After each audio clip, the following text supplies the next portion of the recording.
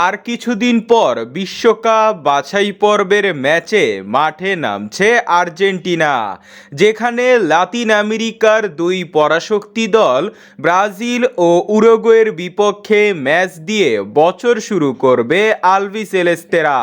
লড়াইটা যেহেতু সমানে সমানে, তাই এখন আগ্রহের কেন্দ্রবিন্দুতে রয়েছে আর্জেন্টিনার দল।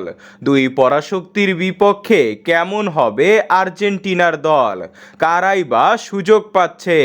সম্প্রতি এক ইন্টারভিউতে বিশ্বকাপ বাছাই পর্বের দল নিয়ে ইঙ্গিত দিয়েছেন Argentine mastermind coach Lionel Scaloni. তিনি সেখানে পরিষ্কার করে জানিয়েছেন, বিশ্বকাপ বাছাই পর্ব তার মূল উদ্দেশ্য নয়। আগামী বিশ্বকাপকে সামনে রেখে এক ভারসাম্যপূর্ণ দল গড়তে চান স্কালোনি। বিশেষ করে লিওনেল মেসির স্কোয়াডে তিনি তরুণদের জায়গা করে দিতে চান, তরুণদের সুযোগ দিতে চান যারা এই বিশ্বকাপের ম্যাচগুলো থেকে নিজেদের তৈরি করবে।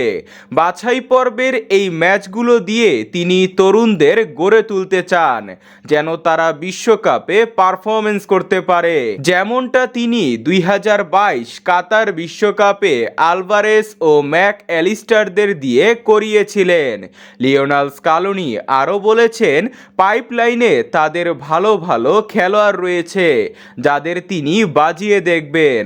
তারাই যেহেতু আগামী দিনে আর্জেন্টিনার দলের হাল ধরবে, তাই তিনি তাদের প্রতি যত্নশীল। সর্বশেষ দল ঘোষণার কোনো সম্ভাব্য তারিখ তিনি না বললেও মার্চের প্রথম সপ্তাহে দল ঘোষণা করতে পারেন, এমনটাই তিনি ইঙ্গিত দিয়েছেন।